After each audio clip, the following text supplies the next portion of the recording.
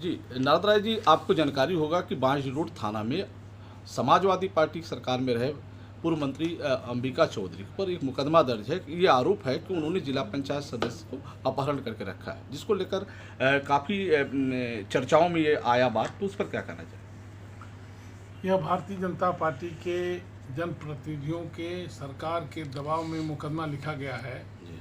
इसका जीता जागता प्रमाण है कि रमेश वर्मा, जिसके पिता को कहा गया कि उसने तहरीर दिया है कि हमारे बेटा को अपहरण किया गया है, जब उस बेटा का वीडियो वायरल हो गया, जब उसने अपने बाप से कहा कि कोई दरखास्त आपने थाने में दिया है, तो उसके बाप ने कहा हमने कोई दरखास्त नहीं दिया है। तो उसने कहा आप स्वयं जाइए थाने पर और जा कर के बताइए कि हमारा अपहरण नहीं हुआ है।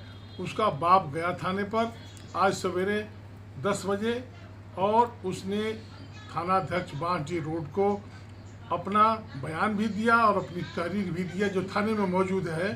लेकिन दुख के साथ इस बात को कहना चाहता हूं कि लोकतंत्र का गला घोटने के साथ साथ जुर्म और अन्याय करने का भी भारतीय जनता पार्टी के लोगों ने इस चुनाव में काम किया है। और एक आदमी की छवि खराब करने के लिए, जिसने कभी किसी का चना नहीं खेत से उखाड़ने का काम किया है, उसके खिलाफ अपहरण का मुकदमा लिखवाने का काम किया है। इसकी हम घोर निंदा करते हैं और जल्द से जल्द चाहूँगा जिला प्रशासन को, पुलिस प्रशासन को कि इसका पटाक्षेप करने का काम करें। जिन लोगों ने इस तरह की साजिश कराया है उनके खिलाफ भी कार्रवाई होनी चाहिए और माननीय अंबिका चौधरी जी को बरी करना चाहिए। नहीं तो समाजवादी पार्टी अभी तो चुनाव लड़ रही है, 3 तारीख को परिणाम भी हमारे पक्ष में आ रहा है। उसके बाद अगर यह फर्जी मुकदमा नहीं हटा तो समाजवादी पार्टी आंदोलन करेगी। इससे एक सवाल और आता है, खासतौर पे भारतीय जनता पार्टी गलियारे से, कि समाजवादी पार्टी सरकार में भी इससे भी अत्य आप लोगों ने किया था। जो इस समय हो रहा है वो गलत नहीं हो रहा है। देखिए, हमने कोई अति नहीं किया था। हमने किसी को फर्जी खड़ा करके किसी का पर्चा वापस नहीं कराया था। हम लोगों ने किसी को पर्चा भरने से रोकने का काम नहीं किया था। समाजवादी पार्टी के मुखिया, उत्तर प्रदेश सरकार के तत्कालीन मुख्यमंत्री माननीय अखिलेश यादव जी ने जिला पंचायत से लेकर के ग्राम पंचायत तक में इतना काम किया था विकास का। उसका परिणाम था कि सारे के सारे लोग समाजवादी पार्टी के जीते थे और जो नहीं भी जीते थे वो माननीय अखिलेश यादव जी के विकास को पसंद करते थे। इसलिए पिछली बार सभी की सभी सीटों पर निर्विरोध समाजवादी पार्टी के लोग चुनने का काम किया था।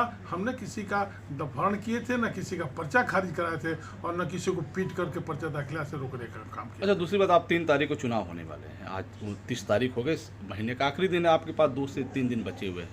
तो क्या लग रहा है कि जिस तरीके से माहौल, चुनावी माहौल चल रहा है, जो आप मुकदमा कायम होना और भी सारी चीज़ें हैं, तो उसको लेकर क्या लग रहा है कि आपको चुनाव? प्रदेश में कब क्या हुआ मैं तो नहीं जानता, लेकिन मैं दावे के साथ कहना चाहता हूं कि पहली मर्तबा उत्तर प्रदेश के बलिया जनपद में पहली मर्तबा यह घिनौना कार्य भारतीय जनता पार्टी ने किया है। हम लोगों ने पहले भी कांग्रेस के ज़माने में भी चुनाव लड़ा है, बहुजन समाज पार्टी की सरकार में भी चुनाव लड़ने का काम किया गया, लेकिन इतना घटिया स्तर का काम जो भारतीय जनता पार्टी के जनप्रतिनिधि करा रहे हैं कभी नहीं हुआ था। कभी न किसी को के खिलाफ फर्जी दरखास्त दी गई थी, न कभी किसी का अपहरण का आरोप लगा था। आज भी मैं दावे के साथ कहना चाहता हूँ कि जो सदस्य घर नहीं है वो भारतीय जनता पार्टी के आतंक के चलते नहीं है, वो अपने रिश्तेदारी में छुपे हुए हैं। और जब परिवार के लोग चाहते हैं वो बात कर रहे हैं। आप सबका ऑडियो वीडियो रोज देख रहे हैं। कोई भी एक भी सदस्य अपहरित नहीं किया गया है। यह भारतीय जनता पार्टी का गलत आरोप हम लोगों पर लगा। सरकार उनकी है, अपहरण अगर किए हैं तो वही किए हैं, क्योंकि उनके पास तो 6 ही मेंबर हैं और 6 मेंबर वाला आदमी कह रहा है कि चुनाव जीत रहे हैं, तो इसी भरोसे पर कह रहा होगा क्योंकि उसने अपहरण किया होगा, उसने लालच लोभ दिया होगा लोगों को।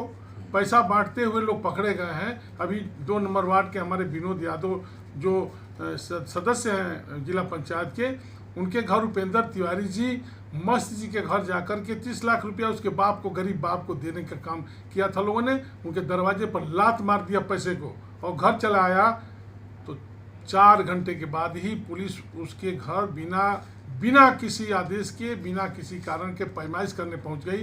गनीमत था कि हम समाजवादी पार्टी के लोग भी पहुंच गए और पुलिस को और एसडीएम को वहां से बैरन वापस आना पड़ा, क्योंकि विनोद यादव ने कोई अवैध कब्जा नहीं किया था।